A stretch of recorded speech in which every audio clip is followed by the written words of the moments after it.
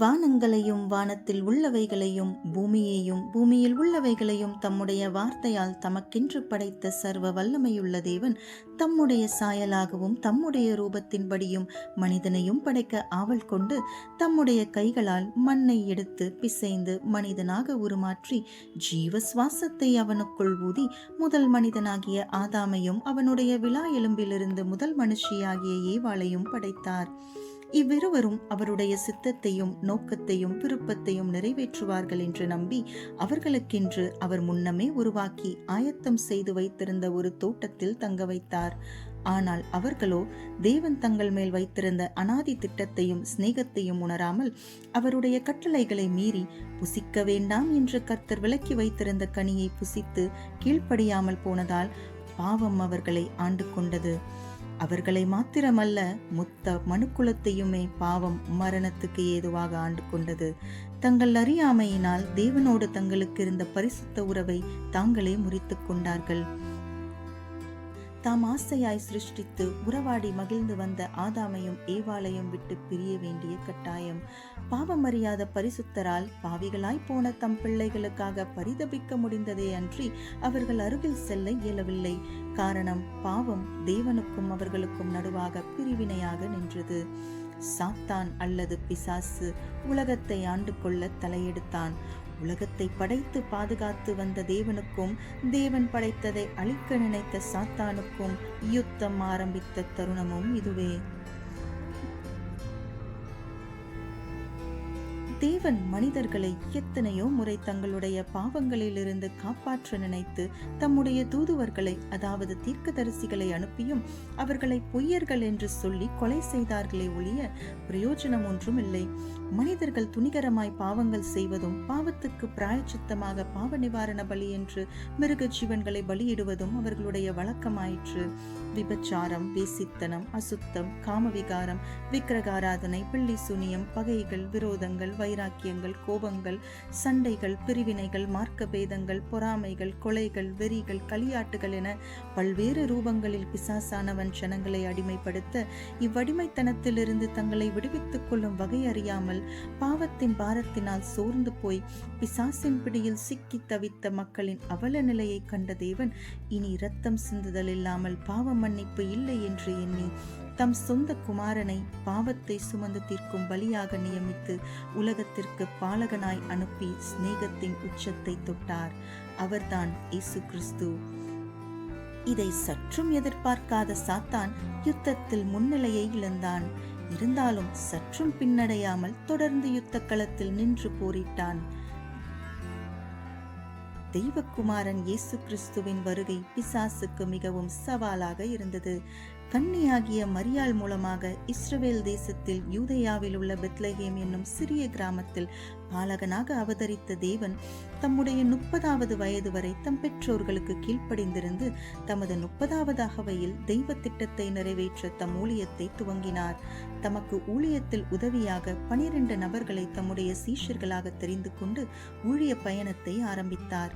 அதுவரையில் பல்வேறு வியாதியினாலும் பிசாசின் சூழ்ச்சியினாலும் அவனுடைய ஆதிக்கத்தினாலும் பாதிக்கப்பட்டிருந்த மக்கள் முதல் முறையாக சுகத்தை அனுபவித்தனர், விடுதலையையும் சமாதானத்தையும் பெற்றனர்.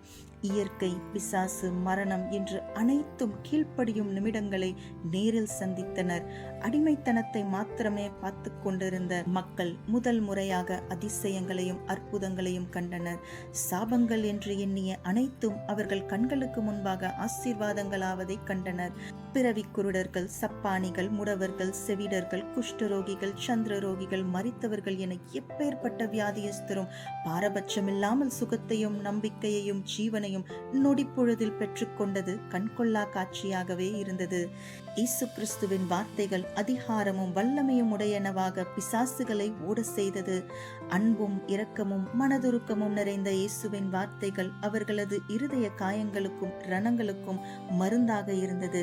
ஞானமும் அறிவும் புத்தியும் நிறைந்த இயேசு கிறிஸ்துவின் சத்திய போதனைகள் அவர்களுடைய பேதமை, அறியாமை என்னும் இருளை அவர்களை விட்டு விலக்கி வெளிச்சத்துக்கு நேராய் அவர்களுடைய கண்கள் திறக்கப்பட்டதை உணர்ந்து கொண்ட ஜனங்கள், இவரே தெய்வம், இவரே ராஜா, இவரே நம்மை ஆளுகை செய்ய சிங்காசனத்தில் அமருவார் என்று மக்களும் சீஷர்களும் நினைக்கும் தருணத்தில் மனுக்குலத்தின் பாவங்களுக்காக இயேசு கிறிஸ்து மரிக்க வேண்டிய வேளை வந்தது.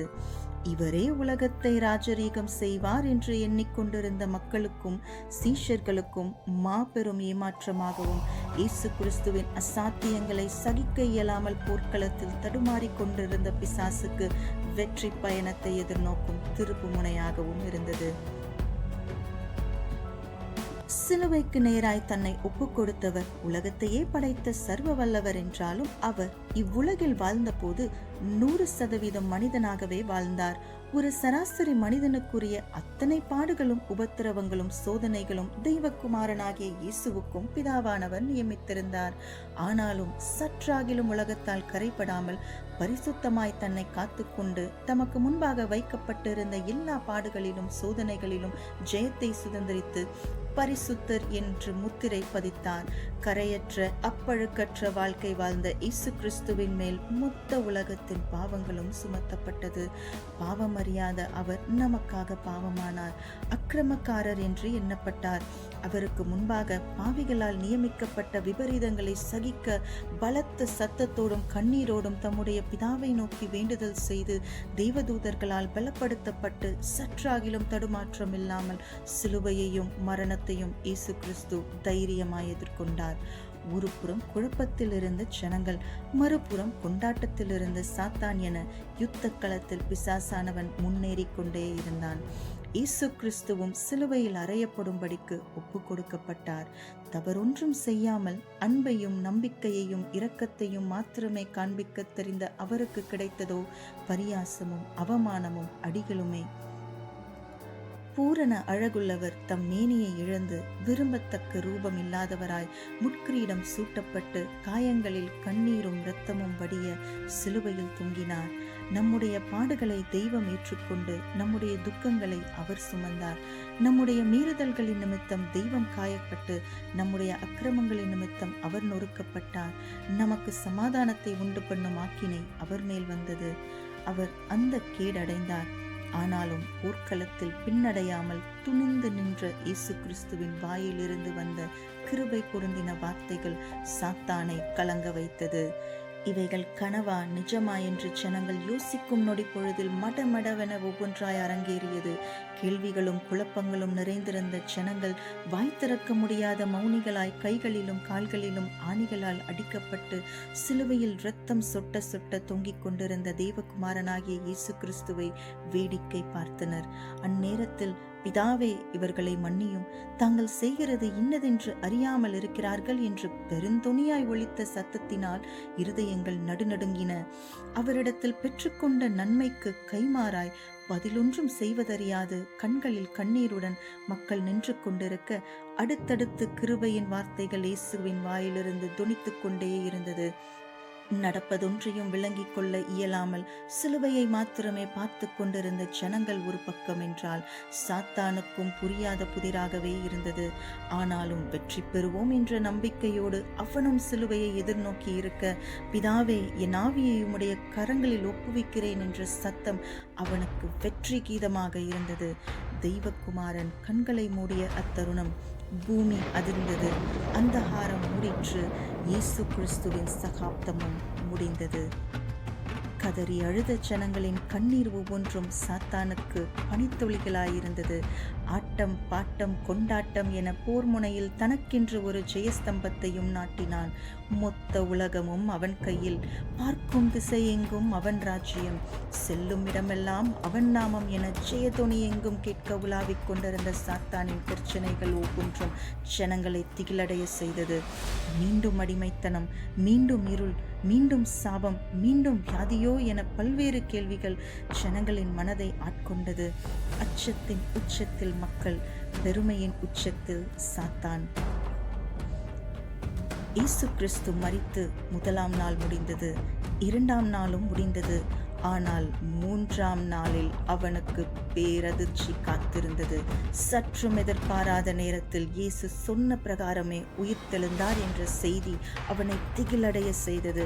உயிர்த்தெழுந்த இயேசு அநேகருக்கு காட்சி கொடுக்கிறார் என்ற சத்தம் அவனை பித்து பிடிக்க வைத்தது.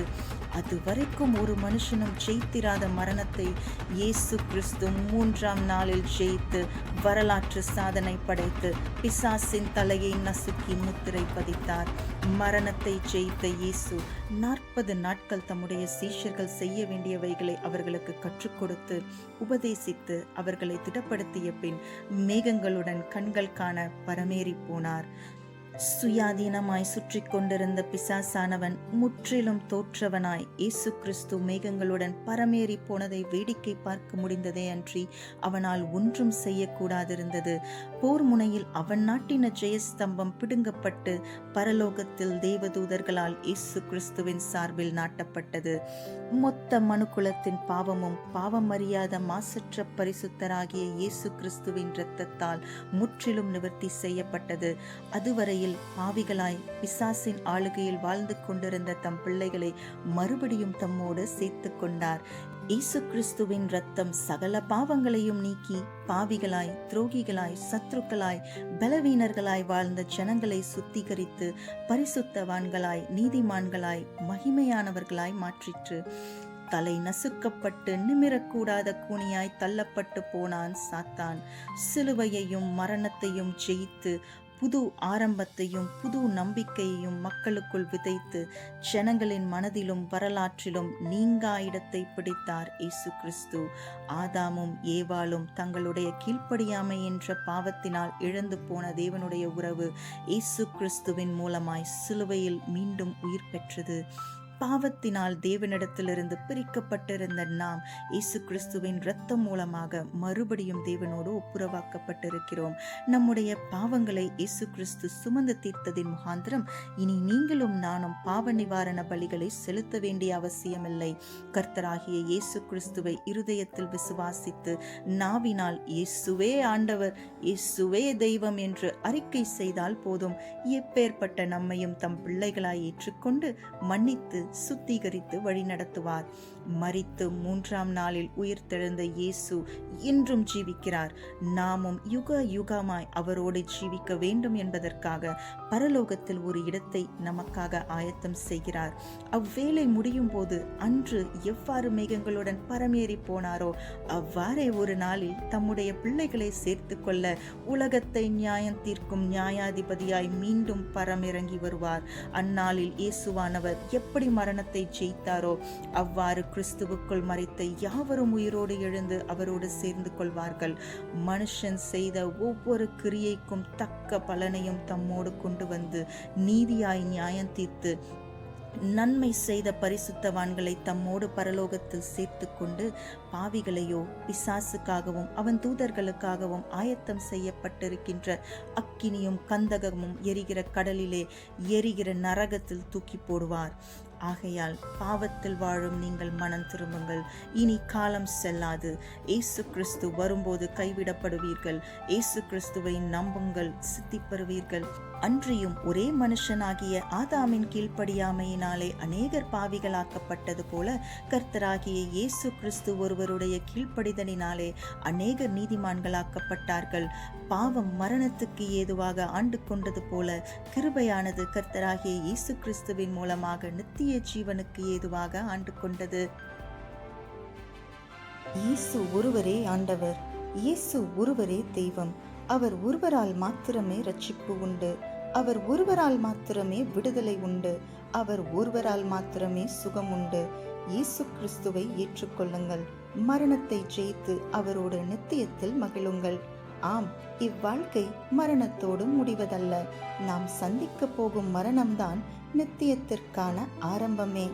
நம்மை உருவாக்கி படைத்த இறைவனோடு யுக யுகமாய் வாழும் வாழ்விற்கான அற்புத ஆரம்பம். நீங்களும் நானும் இந்த உலகத்தில் வாழ்கிறோம் என்றால் அது சர்வ வல்ல தெய்வம் இயேசு கிறிஸ்துவின் அனாதி தீர்மானம். அவர் ஈவாய் கொடுத்த வாழ்க்கையை அவருக்காய் வாழ்வதுதானே நியாயம். இயேசு கிறிஸ்துவிடம் உங்கள் வாழ்க்கையை அர்ப்பணித்து பாருங்கள். அவருடைய அன்பு, இரக்கம், தயவு, மன்னிப்பு, வல்லமை உங்கள் வாழ்க்கையை தலைகீழாய் மாற்றும். உங்கள் இதயத்திற்காய், உங்கள் வாழ்க்கைக்காய், உங்கள் அன்பிற்காய், உங்கள் அர்ப்பணிப்பிற்காய் நித்தமும் ஏக்கத்தோடு காத்து கொண்டிருக்கும் இயேசு கிறிஸ்துவை ஏற்றுக்கொள்வீர்களா?